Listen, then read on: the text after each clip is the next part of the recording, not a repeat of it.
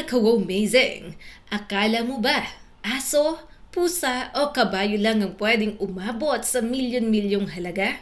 Sa mundo pala ng mga exotic birds, racing pigeons at rare parrots, may mga ibon na ang presyo ay pwedeng makabili na ng bahay, sasakyan o negosyo. Kaya sa video na ito, alamin natin ang mga pinakamahal na ibon sa buong mundo. Mula sa mga matatalinong loro hanggang sa racing pigeons na naibenta ng mahigit 100 milyong piso. Kung handa ka na ka-amazing, tara, simulan na natin. Number 10, African Grey Parrot. Ang presyo, 3,500 to 5,000 US dollars o humigit kumulang 201,000 to 287,000 pesos. Ang African Grey Parrot ay isa sa pinakakilalang loro sa buong mundo dahil sa kakaiba nitong talino. Hindi lang ito basta marunong manggaya ng tunog, kaya rin itong gayahin ang boses ng tao ng malinaw. Minsan, pati tono, tawa at emosyon. Dahil dito, marami ang humahanga sa ibong ito at itinuturing itong isa sa pinaka-intelligent na pet birds. Bukod sa pagiging mahusay magsalita, kilala rin ang African Grey sa malakas nitong memorya. May mga may-ari na nagsasabing natututo ito ng daan-daang salita at nakakakilala pa ng routine sa bahay. Kapag nasanay ito sa tao, maaari itong maging napakalapit sa kanyang amo na para bang tunay na kasama sa pamilya. Pero, ang African Grey ay hindi basta-bastang alaga. Kailangan ito ng sapat na oras, mental stimulation, laruan at maayos na environment. Pag napabayaan, maaari itong ma-stress, malungkot o magbunot ng sariling balahibo. Kaya mahal ito hindi lang dahil sa itsura, kundi dahil sa special care na kailangan nito. Sa presyong umaabot sa mahigit 200,000 piso, malinaw na ang African Grey Parrot ay hindi pangkaraniwang ibon. Para sa mga bird lovers, ito ay parang living genius na may pakpak, maganda, matalino at tunay na kahanga-hanga. Number 9, Victoria Crown Pigeons. Ang presyo, 2,000 to 3,000 US dollars o humigit kumulang 115,000 to 172,500 pesos. Sa unang tingin, baka isipin mong ordinaryong kalapati lang ito. Pero kapag nakita mo ang Victoria Crown Pigeon, mapapansin mong para itong royalty sa mundo ng mga ibon.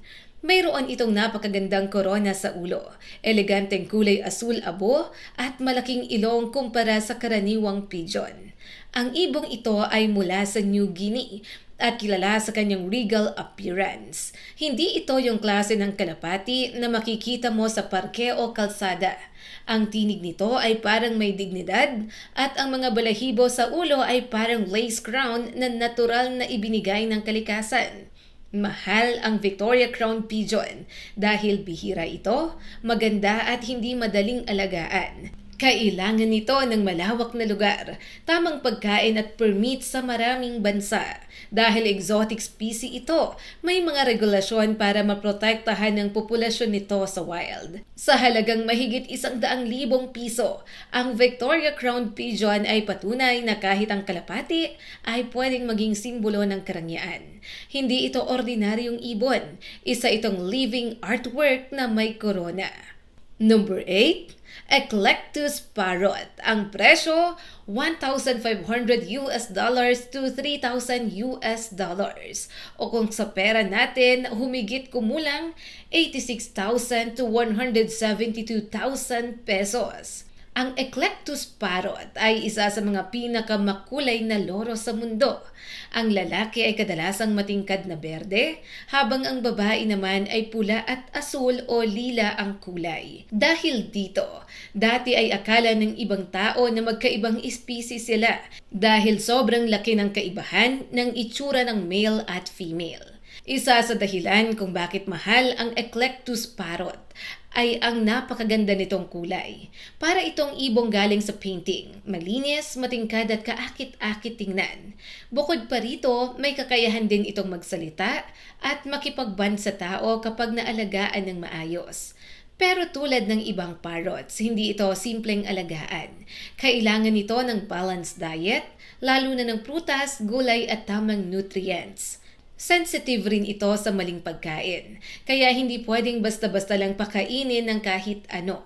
Kailangan ng may-ari na may kaalaman at tiyaga. Sa presyong aabot sa mahigit 100,000 piso, ang Eclectus parrot ay isa sa mga ibong hinahangaan ng kolektor at bird enthusiasts. Hindi lang ito maganda sa paningin, may personality rin itong madaling mahalin.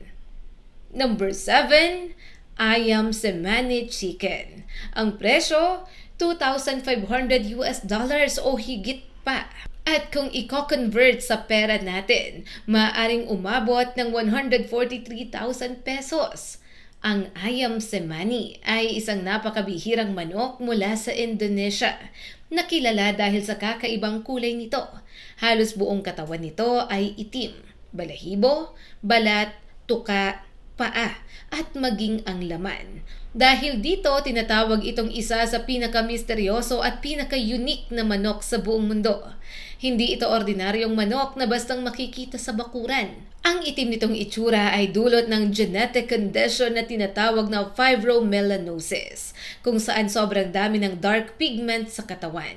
Dahil dito, naging popular ito sa collectors, breeders at mga taong mahilig sa rare animals. Mahal ang Ayam Cemani dahil limitado ang supply nito at mahirap makakuha ng tunay na pure breed. May mga peking ibinebenta na hindi totoong Ayam Cemani, kaya mas tumataas ang presyo ng authentic at high quality na lahi.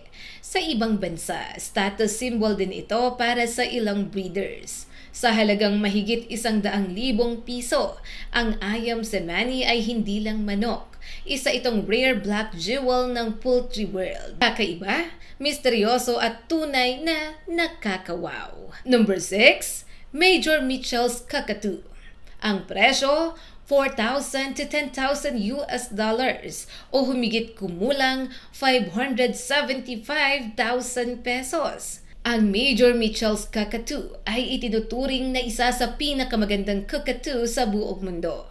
Kilala ito sa soft pink na katawan at napakagandang crest sa ulo na may kulay dilaw, pula at puti.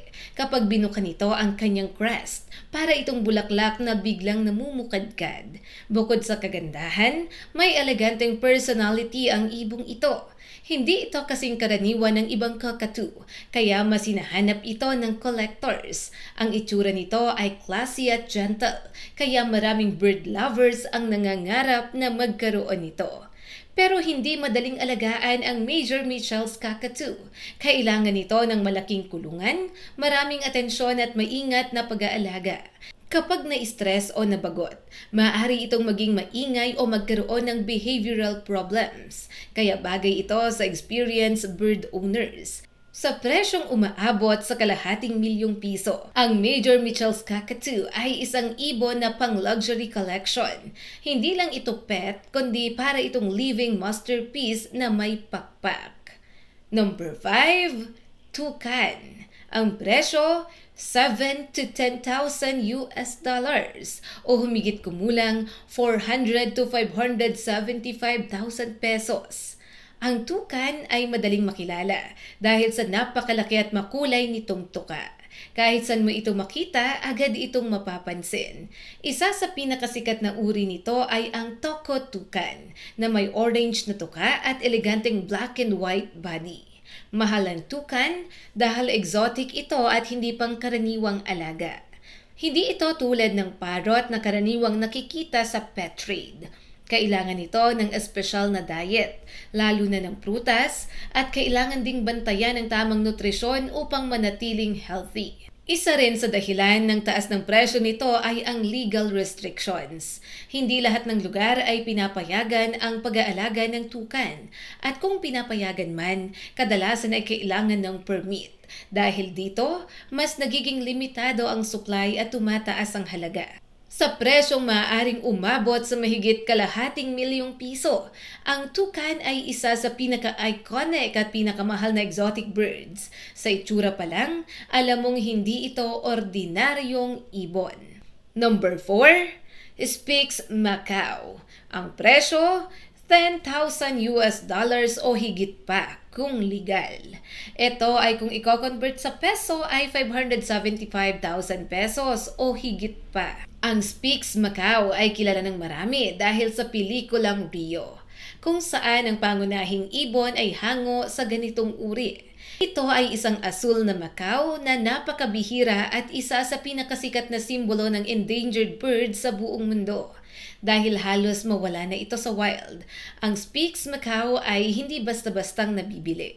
Sa maraming pagkakataon, ito ay bahagi ng conservation programs at breeding efforts para maparami muli ang kanilang populasyon. Kaya kung legal man itong makuha, napakataas ng halaga ng presyo at napakahigpit ng proseso. Mahal ito hindi lang dahil sa ganda, kundi dahil sa kasaysayan nito. Ang bawat Speaks Macau ay mahalaga sa conservation para itong kayamanang buhay na kailangang protektahan at hindi lang kolektahin. Kaya sa halagang maaaring lumampas sa ₱250,000, ang Speaks Macau ay isa sa pinakapambihirang ibon sa listahang ito. Ngunit higit sa presyo, ang tunay na halaga nito ay nasa pagligtas sa lahi nito mula sa tuluyang pagkawala. Number 3, Black Palm Cockatoo. Ang presyo, $16,000 to $20,000 o kung sa pera natin ay humigit kumulang $920,000 to $1.1 million pesos. Ang Black Palm Cockatoo ay isa sa pinaka-striking na ibon sa mundo. May maitim itong balahibo, malaking tuka, at pulang pisngi na nagbabago ng kulay depende sa emosyon. Sa unang tingin pa lang, may dating itong misteryoso at makapangyarihan. Isa sa dahilan kung bakit napakamahal nito ay dahil mahirap itong i-breed. Mabagal silang dumami at kailangan ng espesyal na kondisyon para maging successful ang breeding. Dahil dito, limitado ang supply at mataas ang demand mula sa collectors. Kilala rin ang Black Palm Cockatoo sa kakaibang behavior. May mga obserbasyon na gumagamit ito ng stick para gumawa ng tunog na parang natural drummer sa gubat. Dahil dito, lalo itong naging fascinating sa mga bird experts at enthusiasts. Sa presyong umaabot sa mahigit ₱1,000,000, ang Black Palm Cockatoo ay tunay na premium at exotic bird.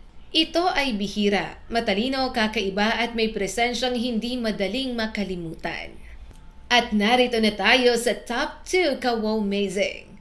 Ang Hyacinth Macau. Ang presyo, $10,000 to $40,000 o kung sa pera natin, humigit kumulang $575,000 to $2.3 million pesos. Ang Hyacinth Macau ay kilala bilang pinakamalaking lumilipad na loro sa mundo.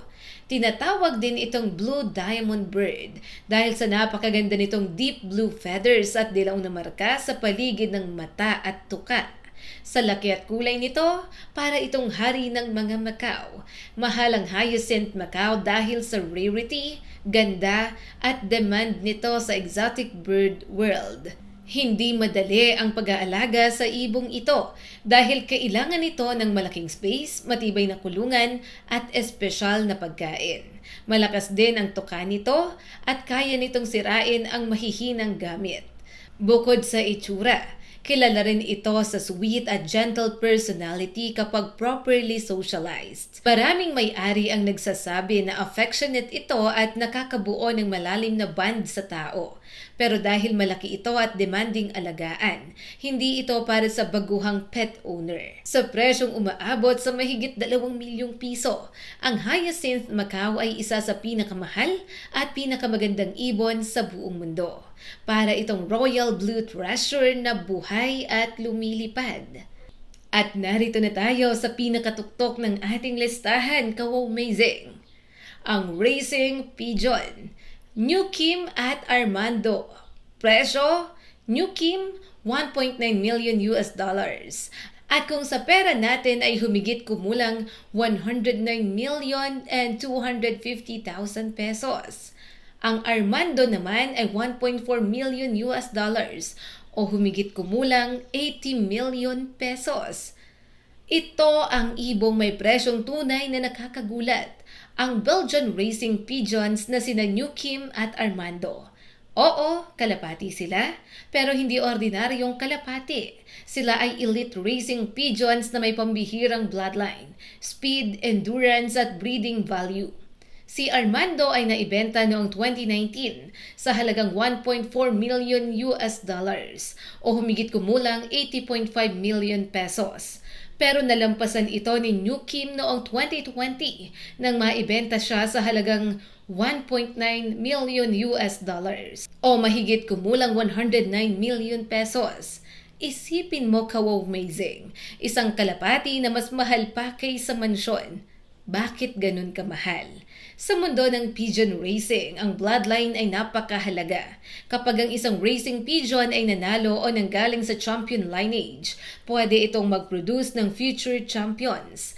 Kaya ang binili rito ay hindi lang ibon, kundi potential na lahi ng mga panalong racing pigeons. Kaya ang racing pigeon ang tunay na number 1 sa listahan ng pinakamahal na ibon sa buong mundo.